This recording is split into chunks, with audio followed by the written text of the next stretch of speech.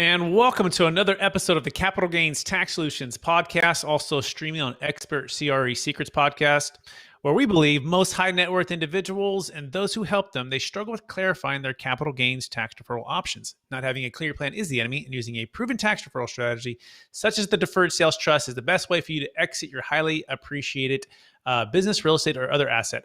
I'm your host, Brett Swarts. Each episode, I am joined by some of the best real estate, financial, wealth, and sometimes tax minds in the world, where they share their ideas, deal stories, and inspiration. So together we can make complex tax deferral strategies simple and passive income plans achievable. I'm excited about our next guest. He is the founder of Moskowitz LLP, and I probably pronounced that incorrectly, but he'll pronounce it correctly here in a minute.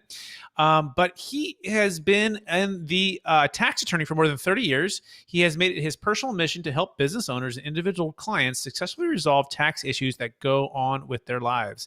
He has extensive knowledge of tax law, a desire for swift and vigorous defense, and decades of experience with tax authorities and in the courts. And he has unusual perceptive judgment in assessing the best way forward and the right resources to achieve resolution. I'm excited to have him on the show. Please welcome to the show with me, Steve Moskowitz. Hey, Steve, how you doing? I'm doing great. This is my favorite time of the year. It's tax season, and I'm going to have a good time because we're going to talk about taxes. As you know, everybody loves to talk about taxes. Who doesn't? Exactly. And I appreciate you coming in during this tough time during the year, because it gets busy, for folks like yourself and anyone who's a CPA or in tax season. So that being said, let's dive right in, Steve, because we're going to cover a lot today. Our topic today is, would you rather pay $1 million today or 30 years from now with zero interest, kind of the time value of money. But before we go there, Steve, would you give our listeners a little bit more about your background and your current focus? I'm a tax attorney, and I had our tax law firm. Before I was a tax attorney, I was a CPA, and I dedicated my professional life to helping people with taxes. And I have a heavy-duty background, and most of the people like me start with the giant firms that represent the Fortune 500, and that's how I started out too. And then I realized I could do so much more for small business and individuals. So 30 years ago, I went out and I started my own firm, and it gives me, to this very day, such great satisfaction when somebody comes in and I save them taxes and build their wealth. And there's so many ways to do that. For example, if we set them up with a retirement account, all of a sudden they have to make the tough decision. Would they prefer to pay less taxes and put their money away in someplace safe, or would they rather pay more taxes and have their money where they could easily have it taken away from them? So the bottom line is that gives me great personal satisfaction, and you grow with these people, and you see sometimes they come in with nothing, or maybe a big tax problem, and all of a sudden you fix the problem, and then you start growing their wealth. And the things you talk about, and I've listened to your other podcasts, they're so good because I've been espousing this stuff for years, like with the time value of money. I say, look how those banks made all that money. How'd they do that? It's the time value of money, because when you walk in the door and say you want a loan, they hand you money. How are they making money on that? Time value of money. Or when you deposit the money, how are they doing it? Time value of money. And when I explain that to clients, like you have on the graphic here, I say, if you had to pay a bill and you have a choice, you could pay it today or 30 years from today. And by the way, if you pay 30 years from today, you won't pay any interest. Which would you rather have? And the answer is real simple. Or the other way around. Would you rather, if someone says, I'm going to give you $1 million, would you like it today or 30 years from today? I would say, I'll take it today, thank you very much. That's the time value of money, and that's what you're espousing in this, and it works. It is so good, and so many people have made so much money. This is a basic financial principle. It's very exciting, and I've heard you explain in a number of the podcasts how you make it work, because a lot of times when you hear something, it's a teaser. You say, hey, you can save great money on this, thanks, time's up, bye. And you actually explain, well, here's how you make it work. Yep, we're going to dive all into that. And I'm so excited because I feel like some folks I get on the episodes are in our same exact field, and you are. So we're going to dive into that here in a second. Now, I want to take a step back, though. Steve, I believe we've all been given certain gifts in this life, and these gifts have been given to us to be a blessing or help to others. Some people call them superpowers. Some people call them strengths. So I want you to picture yourself in university days or high school days, and maybe identify one or two gifts that you believe you were given, and how do those gifts help how you help people today? let's go back to university days. I was a Keep going. professor Mhm. for 10 years. And one of the things I would talk to people, and whether it was in law school or graduate school or university, one of the gifts is helping somebody with their career. Because a lot of times people were saying, well, what career should I take? Should I do this? Should I do that? And it would take a whole lifetime. And it's been a long time since I taught a class. Today, some of those students were my students 25, 30 years ago, and still come back and say, hey, Steve, I did what you said, and look at my career now. Once again, great personal satisfaction. And that's what I try to do with business. You know, I'm not some guy that says, the code provides under regulation 1, 2, 3, 4 that you must. That puts you to sleep, makes you crazy, you don't hear it. But instead, I say, look, you know, the law and business and tax lives. And one of the things about taxes, everybody understands that one of the purposes of the tax law is to get money out. But what most people overlook, that's only one purpose. There's another purpose to the tax law that most people overlook. In a democracy, the government can't order us to do things like, okay, Mr. Business Person, you have to buy this machine or buy this building or do this. But they want us to do it because it's good for the economy. So how does the government get you to do something that they want you to do, but they have absolutely no power to order you? They give you a tax incentive. So sometimes when people say, well, wait a minute, how can the Fortune 500 make billions with a B in profits and not pay any taxes? And here I am, little guy, and I'm paying all these taxes. How can that be? Because the government says, well, wait a minute, there's economic good here. If you go ahead and you buy that machine, or you do this, or you do that, there's benefit to society, there's benefit to economics.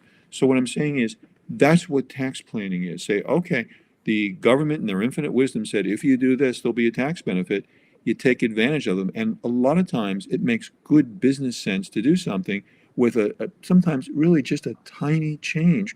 You have a tremendous tax savings. And that's what I'm all about, because that's why I made the shift from being a CPA to being a tax attorney. I was a CPA before I set foot into law school. So why'd I switch? We still do tax returns. Why'd I switch? Because I want to be the guy to say, look, you can do this and this and this. To me, what tax is all about, you spend a year of tax planning. Tax return itself is merely a summarization of that year of tax planning. Where when I was working as a CPA, an awful lot of the people were just, okay, you get a bunch of forms and you move the numbers from this paper to that paper. No, there's so much more about it. And when you see what you can do with tax planning, it is astounding. But there's a lot of things that are hidden in the tax law. So think about it like this. Envision your desk, and suppose your desk was completely empty. And I put one piece of paper on the desk, and I said, you go to your local IRS office and claim $1 million with this piece of paper. I'm sure you'd pick up the paper and you take it to the IRS, won't you? Sure. But what if I did this? I put this piece of paper on your desk, same piece of paper, and then I backed the truck up to your desk and I dumped 1 million pieces of paper on your desk. Now, you never take that one piece of paper, that special piece of paper, to the IRS. And you said, well, why didn't you take it? It was right there. It was on your desk. Because you didn't see it.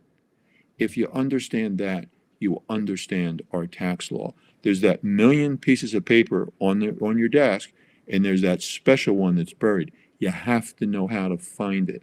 And that's part of what I've dedicated my career to, because for 30 years, you know, when you really get into this and you learn and you say, well, wait a minute, there's this law, that law. We know where that special piece of paper is hiding. Whereas you look at your desk, your head swims. You say, oh my God, there's a truck backed up. There's 1 million pieces of paper on my desk.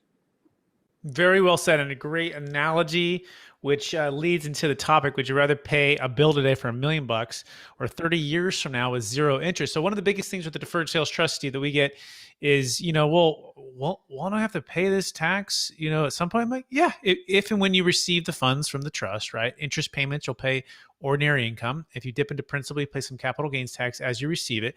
By the way, same thing like a 401k. Right? Same thing like an IRA, very similar. Same thing, even like a 1031 exchange if you have boot. And so understanding the time value of money and tax deferral, right, what that can do for you and help you create and preserve more wealth is what we're talking about here. Along with, and I'll let you jump in, adding the ability to diversify and stay liquid, right? So that I found with, charitable remainder trust, 1031 exchange, Delaware statutory trust versus the deferred sales trust. All of the other ones, either you're giving it all the way to charity, or you're not being able to diversify, right? You're having to sell real estate low or high and buy it higher 180 days later with the 1031, right? Or go into like a Delaware statutory trust, which is just another form of 1031. So would you just expound upon time value of money, but plus the ability to diversify and be liquid with the investment? The reason I was smiling when you were saying that, the example that you gave is the exact example I give when I'm talking about retirement. Sometimes a client says to me, well, wait a minute. If I put the money in the retirement account, when I take it out, don't I have to pay tax then? And I say, okay, let's look at this example. Suppose that you start off and you put 100 grand into the account. So we save taxes. And years later, your account has grown. And bear in mind that all the earnings there are not being taxed while they're being earned, so they grow faster. Now you have a fund with $1 million in it. And let's take the worst case. Let's say when you retire, the tax rate was half, 50%. You pay $500,000 in taxes. You have $500,000 left. Would you rather have that $500,000 or would you rather have the 100 grand? Oh, that's how it works. That's the way I explain retirement accounts and tax on them. Mm-hmm. Mm-hmm.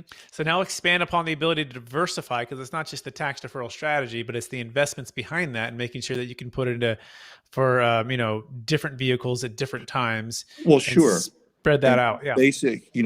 Basic planning with financial, and it goes way back to fairy tales. Don't put all your eggs in one basket. Mm-hmm. And the idea is that if you diversify, it's extremely unlikely, no matter what happens in the markets, that everything would go bad at once. It's like, no matter that, the reason you have a market is because somebody thinks something's going up and another person thinks the same thing is going down. And no matter how bad things are, somebody makes extra money. For example, right now in a pandemic, could you imagine if you bought Zoom before the pandemic? You'd be doing great right now. Oh my God. Well, it's not just Zoom. It's, you look at Amazon and you look at some of the others. So what happens is it's not that everybody goes down or up. It's choosing wisely and getting in at the right time and then saying, okay, this is how, regardless of the conditions, I've made money. Excellent. So now let's dive into just overcoming false beliefs. So someone comes to you, Steve, they've never heard of it. And Steve, their CPA's never heard of it, right?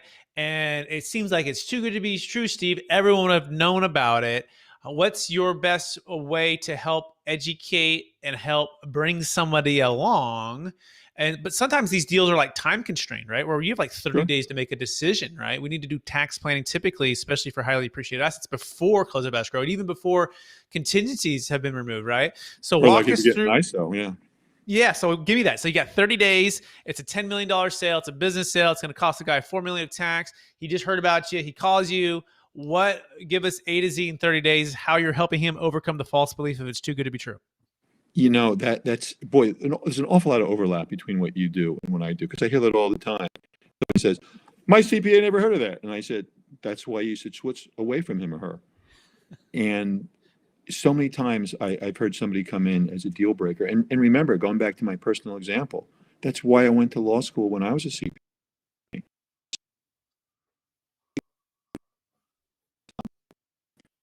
So he's good to be true. So like anything else, you take a look at it. It's like right now the government is, and we can talk about it later, is giving away a lot of money, free money. You say, well, that's too good to be true. But that's what the law is now. So what you want to do is you want to say, well, wait a minute. If you haven't heard of something, you want to go to somebody that does, and you say, well, look, let me prove it to you. Let me tell you what's going on here. And in my practice, that happens all the time. Another thing I'll get all the time is somebody says to me, is this new? I know, it's been around for years. Well, my guy never told me about that. I said, well, that's why you're in my office instead of his or her office. I like it. Yeah, exactly. Put it back on. That's why you are here. If he already have told you about it, you wouldn't have called me, right? You wouldn't be in this situation. He would already have solved your problem. Yeah. And then I also like to tell them, track record of something, right? In the deferred sales trust standpoint, thousands of closes, over a dozen no change IRS audits, billions under management, goes back 25 years, but it is proprietary and it's protected. So it's kind of, we're in this zone where where it's known by a lot of people and those who have done it, but it's also protected and proprietary, so we don't give away our secrets. Part of it because we don't want competition, but the other part of it is we don't want anyone to abuse it, right? Because we don't want anyone to go outside the guardrails. So talk about going outside the guardrails on some of these things, and maybe in the past why things have maybe been, the IRS has tightened up or maybe taken them away. What's your thoughts on? I will in just a sec, but something else you said that's so very important. Another reason what you do is so important, and why your shows are so important, is you can't utilize something if you doesn't know it exists. If we were off in the wilderness, and both you and I are wearing eyeglasses right now, and if we didn't know that eyeglasses exist, we'd say, well, I can't see very well, and that's that. And then some guy comes from the civilized world and says, hey, all you need to do is get these eyeglasses and you can see 20/20. So part of what you're doing, and part of what these podcasts are all about, is saying, hey, here's the eyeglasses. You really can see 20/20. I know you never heard about eyeglasses. I'm going to introduce you to them. So what happens is, like everything else in life, and it's not just tax, somebody comes up with something, but somebody always abuses it. So you say, okay, you can drive along this highway at 80 miles an hour because the roads are special. There's going to be a guy zooming around at 120. And you say, well, wait a minute, why is it that this guy, now why are the police patrolling and pulling me over? I was only doing 90. Because somebody came on and abused it. So what the guardrails are, you have something and say, look, here's the rules. But like anything else, it's like having a fine bottle of wine. That's wonderful with dinner. But when you finish it, you don't get in your car and drive home. You get in the back seat of somebody else's car. And that's why you have guardrails. Very, very well said. So now maybe we can touch on something that you offer, because I've been kind of plugging the Deferred Sales Trust here. And what's something that helps with highly appreciated asset sales? And let's just take a primary home, let's say in the Silicon Valley, right? Someone's selling a high-end primary home. They come to you, Steve, and they say, hey, I'm out of my 121 exclusion. I bought this property 25 years ago for $1 million. It's worth $15 million. I don't want to do a 1031 exchange. I can't do a 1031 exchange. Steve, what do you have to offer me? So then what we do, and I think one of the strongest things we have to offer is we don't have a one size fits all, here's the blank form, we'll put your name up top. What we do is we actually do an analysis, and the example that I give here is I have twin siblings. Their income is identical, everything's identical. But what we do for the brother might be very different from what we do the sister, because we say to them, well, wait a minute, what do you want to do? And that's so important, because a lot of times tax planners, they'll come up with something great, and then later on somebody comes to me and says, oh my God, can you undo this? I'm miserable. I hate this. And sometimes you're going to do it, and somebody say, well, sometimes irrevocable really does mean irrevocable. So what we do is we not only just get in, well, here's the tax law or here's the advice. What do you want to do? And you say, oh, well, now that I know you want to do this vehicle would serve you the best. And I think that's the strongest part, because what I actually like to do, old-fashioned, sit down with somebody and talk to them. And what do you want to do? And then tell them what you can achieve. Hey, if you want to see off in the distance, well, besides the eyeglasses, we have some binoculars here. So you really can see those birds in the trees. And you want to go and sit by the ocean. And then you talk to people, for example, even with estate planning.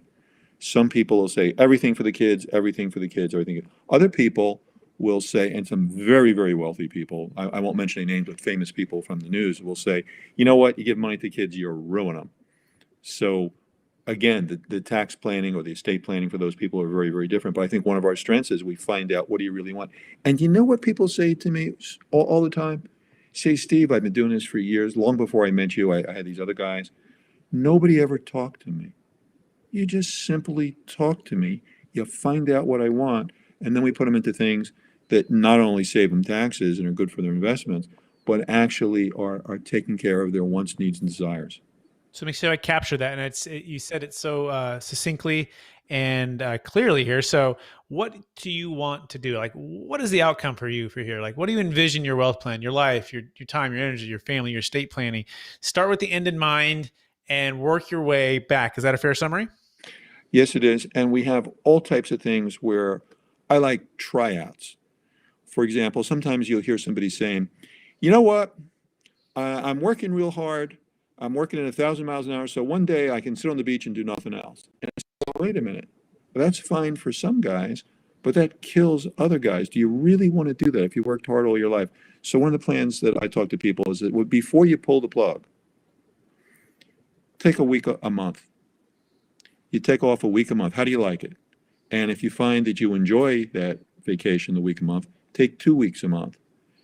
3 weeks a month till you're finally ready to pull the plug. But if you're at 2 weeks a month and you're saying, you know what, I'm checking my email every 5 minutes, I'm pacing the floor, I'm bored, I say retirement's not for you. So then we change their plans accordingly.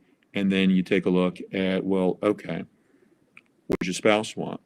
Now, another one that comes up is sometimes there's a conflict with the kids. We've dealt with that too.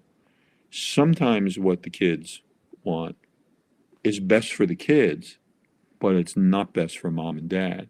And I'm representing mom and dad. Now, if you want to do family planning, that's fine. But if I'm representing mom and dad, I say, I know you love your kids, but what they're encouraging you to do is great for them, but it's bad for you. And I just tell them that. But again, before I get to the formal stuff, the rules, the regulation, all the complicated stuff, it's an old-fashioned sit down and talk to somebody and find out, what do you want? And then say, well, okay, do you really want it? Is there some way I can sample this? I'd like to have this food. Well, before I order a truckload of it, load up the space capsule and that's all you have to eat. Do you really like this? Let's try it out. And sometimes you can. Excellent. I like that because there's some way I can sample this. And sometimes the kids, what they want is not necessarily what's best, even for their parents and or for the family. I certainly can see that. What's the biggest overlooked, I guess, challenge for ultra high net worth individuals with the kids and the spouses that you just see consistently happening on that topic? Pressure from the kids. And I've seen parents say, well, my kids want this. I said, but they're not the ones that earned it. What do you want? They have their whole lives to earn money. And look, they're coming from your family. They already got a good start. But what they want is not the best for you. And you don't have as many years as they do. And I see that all the time where people will come in and I'll say, well, why do you want to do that? Well, my kid said I should, well, wait a minute. Who am I doing this for? You were the kids. You'd be amazed at how much resistance was. But my kid said, I understand that. But the difference is with me, I'm independent, where I truly want your best interest. I have your best interest. By the way, I have a legal duty to have your best interest at my heart. And when you devise these plans, I'm not the beneficiary of the plan. So when I say to you, look, I recommend that you do X instead of Y, there's a benefit to it as opposed to somebody that's selling Y and says, look, you should go ahead and do Y. Mm-hmm. Yeah, very, very insightful and makes perfect sense. Who am I doing this for? Am I working for you or your kids or both? And if it's both, then let's bring them all in and let's all sit down. But if it's for you and you're making the decisions, is that a fair summary? Then let's be real careful if you sit them all down because you're in conflict city. Mm. So people can knowingly waive a conflict. Mm-hmm. But a lot of times you say, well, look, there's a reason why sometimes a lawyer takes sides. That's what we do most of the time, because what's better for one is more for one, zero-sum game. Sure. What's more for one is less for somebody else. So we have to be careful about that. And then you start. And another thing that I'll talk about is practicality, where as the numbers increase, sometimes you can do something that you wouldn't do for somebody that had smaller numbers because of the practicality of the case and what the people want to do. So for me, I'm always looking at lifestyle. And I'll never start it out. I was working for a big firm in New York. There was this financial guy that made me nuts. And I hated his advice. And I remember, brand new, and his financial advice is, when the price of steak goes up, you eat eggs for dinner. And I said, but wait a minute. And what if I don't want eggs for dinner? And that doesn't give me enough nourishment and I'm tired the next day. He was just looking at just the numbers, just the price, nothing else. That the eggs were less expensive than the steak. I said, there's so much more to it. And that's one of the things that we offer clients. We don't just look at the bare bones numbers. It's what's behind them. And back when I was a law school professor, I actually taught a course in that. And I said, if you look at a financial statement and you don't really understand what's going on, you can really get taken to the cleaners. For example, suppose you take a company that is running really well and everything's well maintained. Then you have somebody come in and he says, okay, I'm going to increase profitability in the company. So what I'm going to do is I'm going to order a stoppage of all maintenance on all machines. So the machines are, when I walked in the door, they're well maintained. They can go for a while without any maintenance. I've saved the money of the maintenance. And what I have to do is get promoted before all the machines break down. So I'll say, look, I'm so great. I made you all this more money. And now I get promoted up. The machines all break down. That's the next guy's problem. And the new lawyers say, oh my God. And you take a look, what these financial statements mean. And when I taught that course in law school, I opened up a lot of eyes because people would look at the financials and think it's something it's not. Even, for example, looking at the balance sheet and understanding the difference between fair market value and cost. For example, if we looked at the balance, suppose, for example, we looked at the original purchase of Manhattan Island for $24. And suppose we still had the original owner still having it. On his balance sheet, he would show Manhattan Island, $24. I'd say, look, the balance sheet says $24. Don't sell that for $25. Don't sell it for $2,400. Don't sell it for $24 million. My God, fair market value is so different than, book value. And then we talk about other things. For example, time value of money. We love doing cost segregation analysis for clients, and that's one of the examples I give. Somebody buys a commercial building and they say, well, I have to depreciate this over 39 years, or a residential 27 and a half. I say, well, wait a minute. We can come in and do an analysis. And yeah, there's some portion that's 39 or 27 and a half, but there's some that's 15 and 10 and 5, and some we can write off now. Again, an awful lot of what I do goes back to time value of money. It's not just pensions, it's other things too.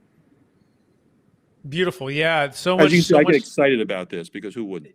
Yeah, no, I geek out on it too. And I think our listeners are appreciating how, all of your wisdom here. So now I want to go back to the thought you made about somehow I can sample this, right? So this is interesting, right? So some of these tax deferral strategies, right? Again, irrevocable. You got to set up beforehand. And then you close, and it's kind of like you're not going back unless you're going to, pay the tax. At least that's what it is definitely for the Deferred Sales Trust as you receive it. So what's a way that you can sample some of these tax deferral strategies or some of these strategies without having to do them quite yet? Sometimes I will go ahead and set something up and then just say, let's take some time. Excuse me, let's take some time and think about it. Here's another one that I'll get. People, especially sometimes medical doctors, will come in and say, you know what? They get sued all the time and they want to set something up for asset protection. And there's all kinds of asset protection trusts you can do, and there's, all kinds of islands to put things. Excuse me. But do you really want to do this? Because if you're doing it properly, it's not a wink to somebody that, well, but really, you say, if you're really doing this, you're taking this stuff away. Maybe you don't want to do it. Maybe it's something as simple as getting more insurance. Or maybe it's something as simple as, you know what? You do 10 different things. And one of the things you do, the malpractice rate is really high. Stop doing that. Let somebody else's client do that. So it's not, again, I look outside the numbers. And to me, that's the big deal. Because in my career, what I see all the times is guys present these nice numbers. It's always nice numbers. Well, if you do this, you're protected from that and this. But it's, well, wait a minute, what's behind that? And that is essentially a sampling. And sometimes when I do these things, I say, well, look, let's just wait a little while and see if you cool off. Like with the Asset Protection Trust, what you'll see is somebody gets sued, then they run to the lawyer and say, I want to set this up. Well, first of all, it's too late when you get sued, but you're in the passion of the moment. So I say, well, wait a minute, let's take a look at it. And then when we get through this suit, what do we really want to do? So it's a combination of looking things. And again, my whole career, I'm just amazed by the fact that the guys are just looking at the numbers, just looking at the cold papers or now the cold computer screens, when they're not looking at what's behind it. And it goes back to, what do you really want to do? And the other thing is, I told you I had been a professor many years ago. I like to explain things to people. And a lot of times I'll talk to people and they'll bring in a stack of papers and they'll say to me, well, I never really understood what I signed. I don't want anybody to say that I represent it. I want to partner with them and say, look, the reason you're doing this. So if somebody does something, they understand why. They understand the benefits, and is there some detriments that we want to watch out for, and how these things weigh. It's like if you're talking to a medical doctor and there's a medicine that will help a condition you have, understand the side effects before you swallow that pill. Mm-hmm. Perfect. That's disclosing the detriments, clarifying what it is, what it's not, and then exhausting the other potential solutions to that, right? So in this scenario, for something who's selling a commercial real estate building, and it says, "Hey, well, do you have other buildings?" Yeah, I have some other buildings. Okay, have you done a straight line or cost segment on any of those? I'm just doing some straight line. Okay, great. When did you buy that building? Just a couple of years ago. Well, why don't we just do a cost segregation study on that deal? And if you sell this one, we might be able to offset it in the same year, and that could have some savings. So it's about looking out for their best interest, looking behind the numbers, and then finding out truly what they want, making sure they want it before they go. Is that a fair summary? That's a good summary. Excellent. All right, so let's move into the biggest frustration when it comes to capital gains tax deferral options. So what would you say the number one is for your clients when they're selling highly appreciated primary homes, investment real That estate? comes up all the time. Mm-hmm. You have some nice couple that when they were young 40 years ago, they bought their house and they had their kids, and now it's 40 years later and the kids are all gone, and the $100,000 house they bought 40 years ago is now worth $10 million, and they say, "How much did you say those capital gains taxes were?" And then they make a choice of, well, do they want to live in some place they really don't want to live in? Mm-hmm. Or do they want to pay capital gains taxes they really want to do, or what can they do? And that's where what you do comes in is so vitally important. Yes. So the frustration is selling the house that's highly appreciated. We just did a deal in Palo Alto for $8.3 million for a seller, and we saved him nearly $1 million in capital gains tax. I don't say save, I'll say deferred is actually the best word to use there. Deferred. And he was able to move and relocate and do the things that he wants to do. And otherwise, he's like, I have to rent this thing out for 2 years. I don't want to move out and try to rent this highly appreciated property. I want to sell today, or have to give it all the way to charity. So he said, you know what? I love the Deferred Sales Trust. I thought it was too good to be true. He brought his CPA and we did the deal, and it was a win-win for everybody. So yeah. There was a professor in law school that you just would have loved. And he espoused something that you talk about today. Because what he said is, I'd like to borrow some money from you, and you can charge me any interest rate you want, and I'll agree to it if I can write the terms. And his terms were always payable in full in 1,000 years. Charge me 3,000% interest. I'll pay you in 1,000 years. And that is what you're espousing here. And again, when you simplify it like that, it really understands the value of what you're doing.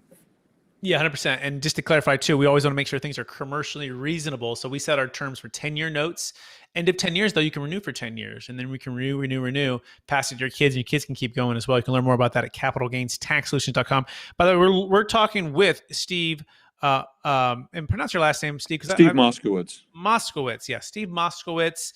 And you can find him, by the way, he's in the Bay Area. He's in Oakland, kind of the San Francisco area.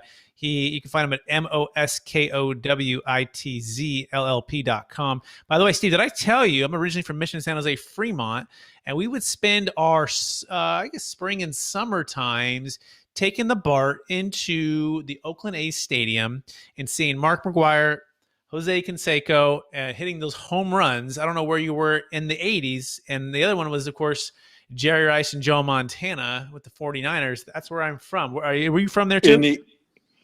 In the 80s, I was here in San Francisco because we have offices in both San Francisco and Oakland to serve both sides of the bridge.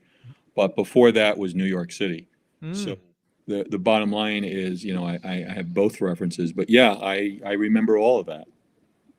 Beautiful. So what teams, or do you have times in your tax practice, CPA practice? Are you have a team or two, or where are you? Are you New York, or are you San Francisco? Oh, I'm definitely San Francisco. I've been in San Francisco over 30 years. When I first moved here, everybody asked me that. They said, "So, the New York team's in town. Who are you rooting for?" And I said, "I live here now. I root for the home team." And I've been in San Francisco for over 30 years, so I'm a real San Franciscan now. Beautiful. Although it was nice coming from New York, and what a lot of people say is, I still have a lot of New York City in me.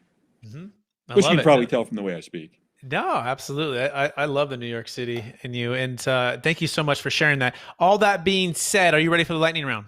Absolutely. All right. So knowing what you know now, Steve, if you go back to your 25-year-old self, what's the one golden nugget you would make sure you would tell yourself to do? Buy real estate in San Francisco, get everything you can possibly get your hands on, and then do a deal with you. Okay. Thank you. That's flattering. Second question: favorite book or quote, or favorite book that you have gifted or read in the last year? Oh, the Internal Revenue Code. Mm-hmm. The IRS tax code. That's your. There's a longer story behind that, but we Okay. don't have time in the lightning round. I'll tell you if Okay. you invite me back. Okay. Next question. Best real estate deal you've ever done? Gee, my own house, where I bought it 30 years ago here in San Francisco, and I know what I bought it for, and I know what it's worth now. And the beauty of it with the house is it's a nice place to live, and I enjoy it because what I always wanted was a water view. So if you came into my home in San Francisco, I have a beautiful view of the Pacific Ocean. It's something I always wanted. I enjoy living here. Yet, it's a wonderful investment. That's beautiful. I actually have a client I sold an apartment complex for here in Sacramento in Folsom, and he actually has a water view, just kind of the base of the bridge, closer to the city, not the other side towards the beach, and it literally he has 4 kids, and guess what? One of them wants to do. One of them wants to move into the place, right? The other one doesn't care. The other one wants to renovate the place, right? And the last one wants to, I'm not sure what he wants to do, but the point is he's like this estate tax thing. He's like, or in planning. And he's like, you know what? It's just stressful because the kids want this. I want that. I inherited it from my parents. It's been in the family forever. And I'm stressed out about this, and I have all the capital gains tax. And so anyways, all that being said, these are the type of situations that between you and me, we could relieve all the stress. Because on my part, I'd say, hey, this is a no-brainer. You do what you want. The kids are on their own. Then we turn them over to you, and you save them the money. There it is. I think that's a win-win for everybody. Yeah. So second to last question, what are you curious about right now? I'm curious about the economic recovery of our country and what this pandemic is going to do to small business. Mm-hmm. Me too. However, the with what President Biden signed on March the 11th, 21, I think this is a real chance for a lot of businesses who are getting ready to say they give up and they're just going to lose a lifetime of work and savings and look at a mountain of debts to actually come back and recover. So I'm very, very, very in favor of this new law that's just come up. Excellent. Yeah, that is great news to hear, and hopefully it feels like the worst is behind us. It does. It really does. Yeah. So thank you so much for sharing that. Last question: after all your success, Steve, being a CPA and a tax attorney, helping countless individuals create and preserve their wealth with tax and with wealth building, what's the best way that you found to stay centered in your values and stay encouraged to reach forward and charge for new goals? By taking a walk along the ocean and thinking about the beauty of the creation, the physical beauty of where I am and what I can do to help people. And that really just totally re-energizes me. Mm-hmm. Taking a walk, taking it all in, all the beauty of the creation and thinking about how you can help more people out. Absolutely. Beautiful. Love it, Steve. I want to thank you for being on the show. I want to thank you for sharing a bit about your story. So much wisdom. I just took pages and pages of notes here. So I'm excited to perhaps have you on at a later date as well. I'd love it. I had a great time doing this with you. Awesome. Cool. And for our listeners, would you remind them one last time where they can find you if they want to reach out to you? They can call us at 888-TAX-DEAL. That's 888-TAX-DEAL or MoskowitzLLP.com. Excellent. Steve Moskowitz, thanks for being on the show. And I also want to thank our listeners for listening to another episode of the Capital Gains Tax Solutions podcast. As always, we believe most high net worth individuals and those who help them, they struggle with clarifying their capital gains tax deferral options. Not having a clear plan is the enemy. And using the Deferred Sales Trust or getting with someone like Steve Moskowitz to help you devise an estate plan, tax plan is the best way for you to create and preserve your wealth. Please rate, review, subscribe to the show, and go to capitalgainstaxsolutions.com too if you want to learn more about the Deferred Sales Trust and how that can help you and or one of your clients defer some capital gains tax. Hey, we